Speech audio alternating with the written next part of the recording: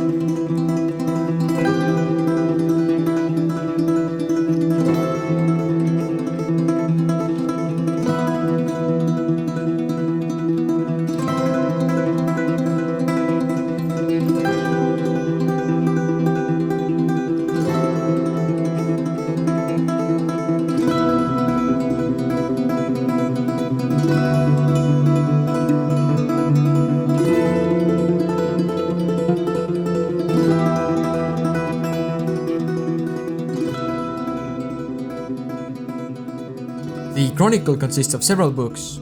The first book concerning Livonia begins with a story about the first future bishop of Livonia, Maynard. A grey-haired, respected man in the monastery of Segeberg, a priest from the order of the Blessed Augustine, he came to Livonia only for Christ and to preach as a missionary. With German merchants who maintained bonds of friendship with the Livonians and who traveled frequently to Livonia by boat along the Daugava River, Maynard courageously began God's work, preaching to the Livonians and building a stone church in Ixkile. Before the Crusades, Livonia functioned as a crossroads of cultures and trade.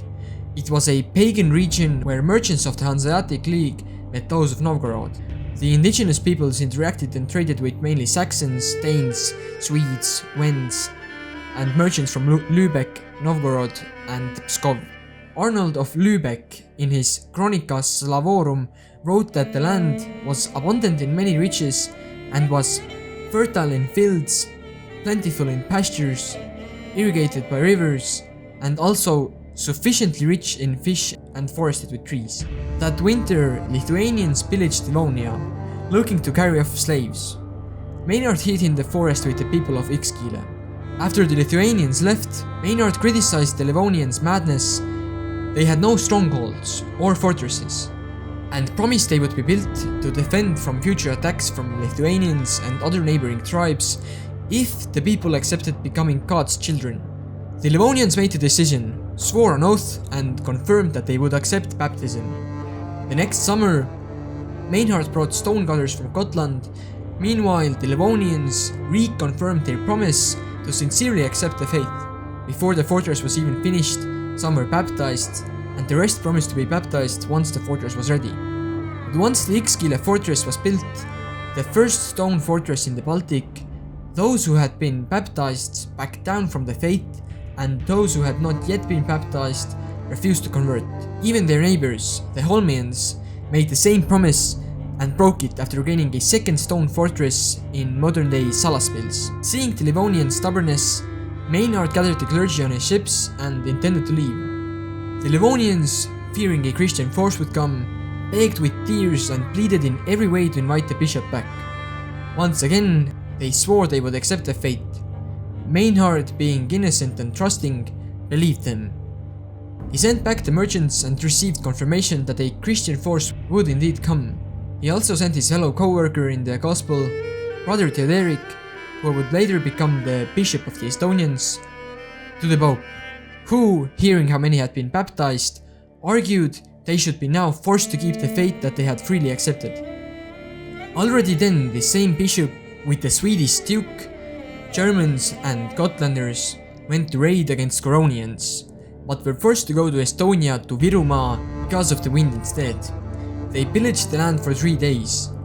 Meanwhile, Maynard, after many troubles and pains, lies in bed, and as he sees that he will die, gathers all Livonian and Toreda elders and asks if they want to, after his death, to remain without bishop.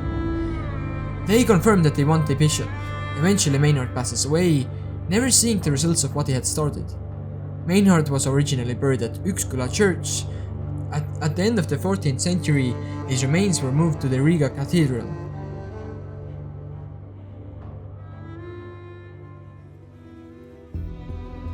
It was decided by Bremen's Archbishop Hartwig II to send a representative from the mother church in Bremen, Berthold of Hanover, abbot of Loccum, a member of the Cistercian order, to succeed Maynard. At first, he too went to Livonia without any military force and took over the church. He tried to win the Livonians over with food, drink and gifts. At first they accepted him kindly, but then they began arguing about whether to burn him in the church, kill him or drown him, blaming him for their poverty. Remembering how things had started, he withdrew the ships and returned to Germany. There he told the Pope and others about the fall of the Livonian church. The Pope declared that anyone who took up arms against the Livonians would be forgiven of their sins. The Livonians responded that if the bishop came back peacefully and used force only against those who had promised to convert, while simply inviting others with words, they would agree to peace. A half-peace was negotiated. During this peace, many Germans searching for horse feed were killed. Seeing this betrayal, the bishop revoked the peace. He was later killed while the Livonians escaped. After this, the Livonians once again made peace. Some were baptized, and the clergy were allowed into the fortresses. But once the German forces withdrew, the Livonians declared that any Christian who remained would be killed before Easter, so they all returned to Germany.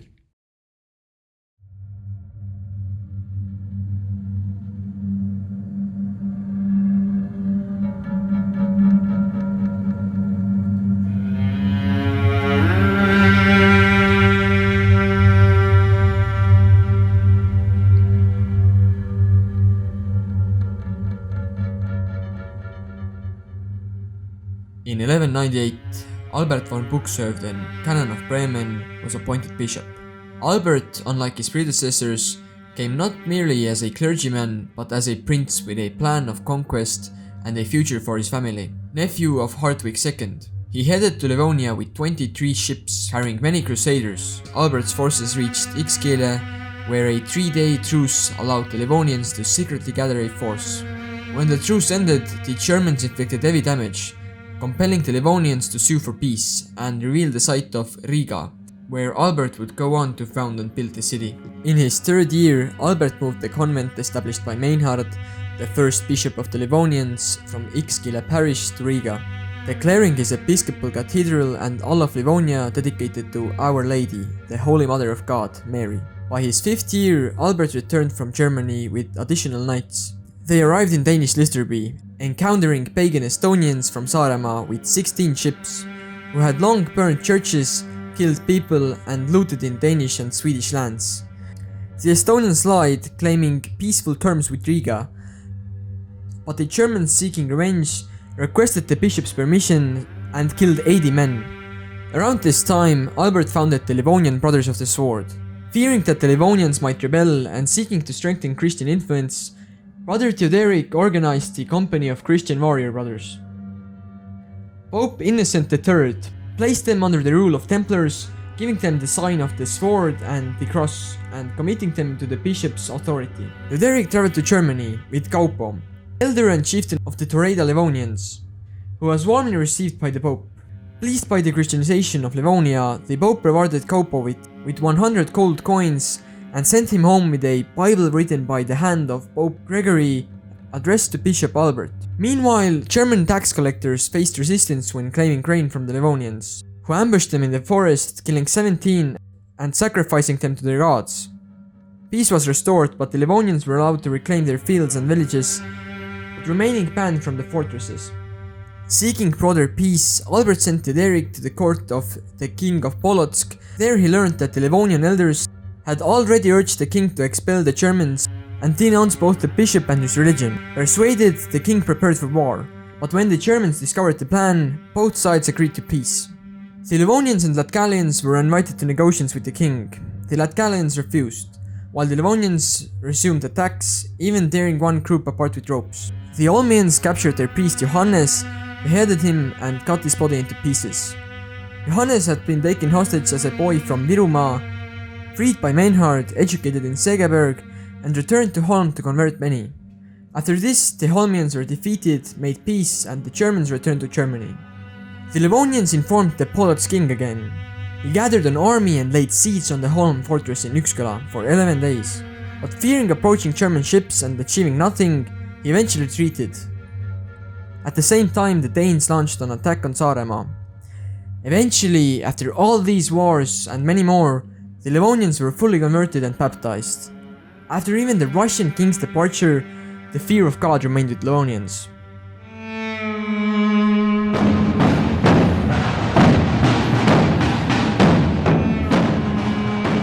The 4th book of the Chronicle of Henry is devoted to the wars against Estonia, by far the largest section of the work.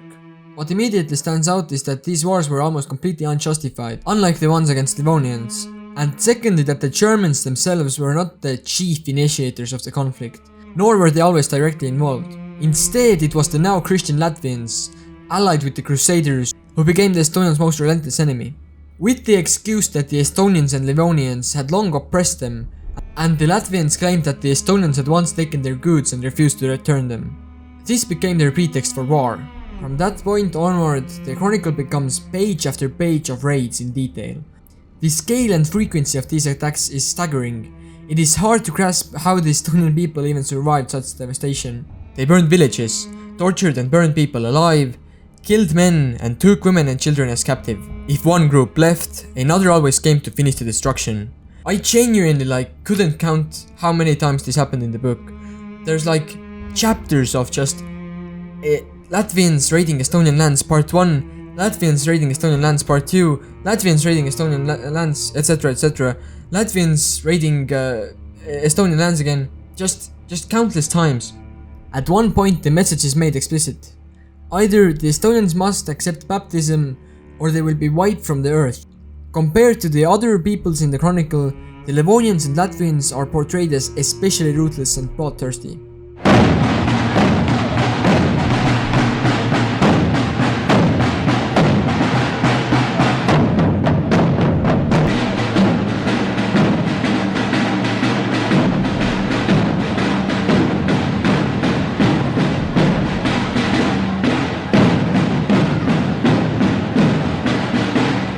The Latvians then first turned their fury against Sakala.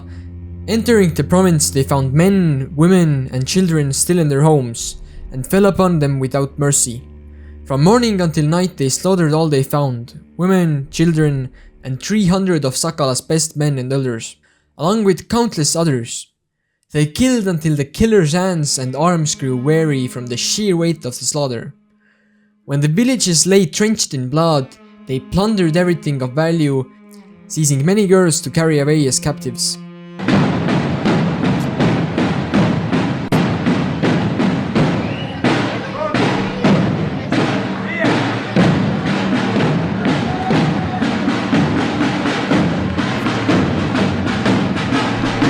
Crusaders moved to Imera, unaware that the Estonian forces were hidden in the nearby forests.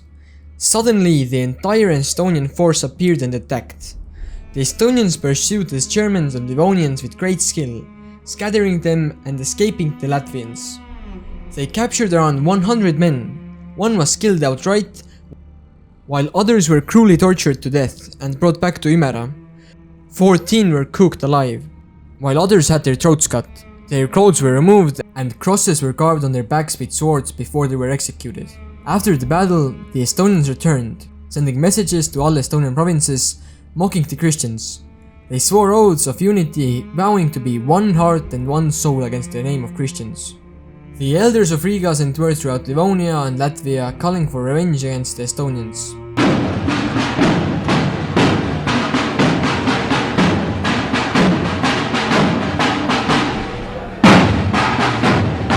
The Regans surrounded the Viljandi fortress in Sakala, gathering Livonians and Latvians from across the region and punishing those who refused to join. They assembled a large army. The Germans instructed the Livonians and Latvians to pillage the surrounding province and gather food. As they moved through the villages, many pagans were killed, and the others were taken prisoner near the fortress. Russin and Bertold, along with others and the prisoners, approached the fortress and called out, "Renounce your false gods and believe in the true God with us, and we will return your prisoners alive and welcome you in with brotherly love and peace." The Estonians, however, considering even hearing of God in the Christian's name dishonorable, they put on captured German armor in defiance, shouting and mocking the invaders while preparing for battle. In response, Russin and the Latvians executed all the prisoners, throwing their bodies into a ditch, threatening the fortress inhabitants with the same fate. The battle lasted 5 days. On the 6th day, the Germans asked if the Estonians still refused their god. The Estonians replied, "We accept your god as greater than ours, and he is winning our hearts and making us respect him. We ask for mercy, like that shown to the Livonians and Latvians, and for the gift of faith." They invited the elders of the fortress outside and swore oaths of brotherly love. The invaders rejoiced at peace, and holy water was sprinkled over the fortress, its houses, the men and women and all the people.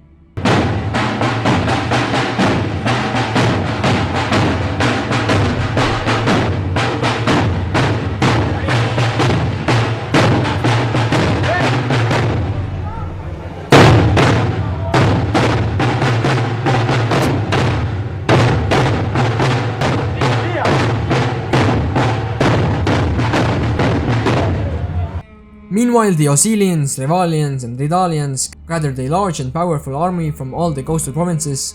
Alongside them were the elders of Saaremaa, Ridala, and the rest of Estonia, commanding thousands of horsemen and even a greater number of men with ships. They advanced into Livonia, with horsemen and foot soldiers moving towards Metsepole and then to Toreida. One day, they approached Kaupo's fortress, where the Livonians had taken refuge, completely surrounded it. The defenders were met by Riga archers, who killed many of the attackers. Afterward, the bravest Estonians were sent to pillage the surrounding lands. Villages and churches were set on fire, captured Livonians were killed, while others were taken prisoner. The Estonians seized large amounts of loot, collected animals, and sacrificed cows and other livestock to their gods, asking for mercy.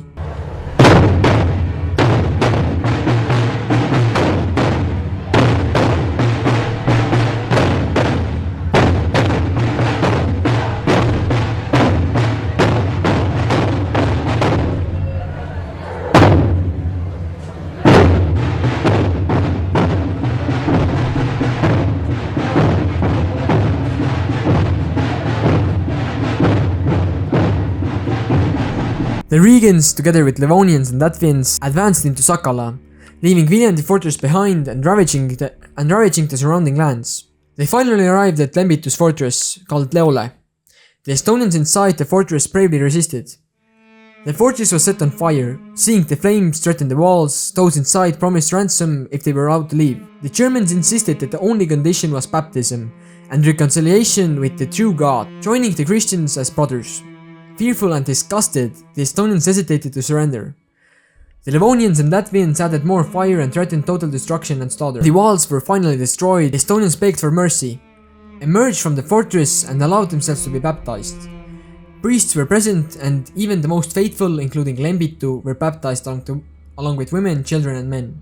After the Ridala campaign and subjugation of Lembitu, all of Estonia rose in revolt against the Livonia. The plan was for three armies to strike simultaneously: the Osilians to block Riga and to close the harbour, the Ridalans to attack Toreida, the Sakalanians and Ugandians to ravage lands of the Latvians. This was intended to prevent the Livonians and Latvians from aiding the Riegans. The Osilians arrived with a large force at Dünamunde, while the Ridalians advanced into Livonian territory, pillaging villages around Metsepole. They found no Livonians, and hearing that the Osilians had fled, retreated themselves.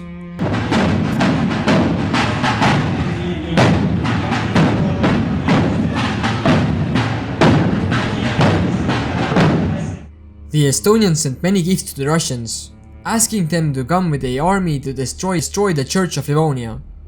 The Grand Prince of Novgorod, Mstislav, was then fighting against the King of Hungary. They sent envoys to Estonia promising to come with a large army, along with King Vladimir and many other rulers. The Estonians were pleased and sent messengers across all of Estonia, gathering a strong army. They camped near the Pala river in Sakala. Their leader Lembitu summoned warriors from all provinces. Ridalians, Virulans, Revalians, Järvalans, and Sakalanians came, totaling 6,000 men, waiting 15 days for the arrival of the Russian kings. Hearing of this gathering, the Riegans moved quickly to intercept them. Count Albert with his knights, Volkwin, master of military service, with his brothers, Abbot Bernard of Dünamund, Praost Johannes, Livonians, Latvians, and Kaupo, around 3,000 chosen men marched to meet the Estonians. That night they camped near the Viljandi fortress and held mass. On the feast day of Apostle Matthew, they advanced to confront the enemy. The Estonians, seeing the approaching force from the forests, engaged bravely. Many Latvians were wounded or killed, and the Estonians resisted for a long time. When the German central unit broke through, the Estonians fled. The Latvians pursued them, killing many. Veiko, brother of Roboam, recognized Lembitu, chased him down and killed him, taking his clothes, while others beheaded him and brought his head to Livonia. Other Sakalanian elders, including Vottele and Manivalde, also fell. Kaupo of Toreida was pierced through on both sides after the Estonians fled. After the Estonians fled, the Livonians and Latvians continued to hunt them through the forests. Nearly 1,000 were slain, and around 2,000 horses were captured. That defeat meant the fall of Sakala province, then northern Estonia, and finally Saaremaa. This battle, now known as the Battle of St. Matthew's Day, is believed to have been taken place in Vanamõisa village, less than 3 kilometers from my home, with only a single village between us. Of course, there are even more battles and events in depth described in the Chronicle, and I have only covered a small part and an overview of it. But I think by now you should have a general idea about these bloody wars. You think the violence in the movies about those times in general is exaggerated, but reading this you realize it's rather under-exaggerated. It's amazing to think how all of this feels like it belongs to another world, yet it happened right here where we live now, on this very ground. Lembitu and his men and the Teutonic Knights all walked on almost the same roads as I do daily. And it wasn't so long ago. Our own ancestors must have lived through those times. And there are many more similar stories and topics in future videos to come. And also I should add a disclaimer that this is not a comprehensive project about the Chronicle in any means. And I am not a historian, so all the information I've gotten is straight from the Chronicle, and I've consumed no secondary literature. There are countless details I can't go into here, so I urge everyone to explore the Chronicle themselves. I'll link to a free English translation on the Internet Archive in the description. But I'd like to close with a short passage from the preface of the edition I own, written by the 19th century Estonian clergyman and folklore scholar Matthias Johann Eisen, who reflected on the Chronicle's great importance. If we once more come to the end of Indrek's Chronicle and look at its good and bad sides, we must admit that all its shortcomings are nothing compared to its value, and both the Chronicle and its author truly deserve honor, for having created such a worthy memorial for our land and people in such an early time. Until now it has remained a fairly unknown treasure to the sons of Estonia, but I hope that everyone for whom it has remained foreign due to language will come to know it, will explore the steadfastness, bravery and courage of their ancestor spirit, and will learn to understand the time when the sun of freedom set for the indigenous peoples of our land.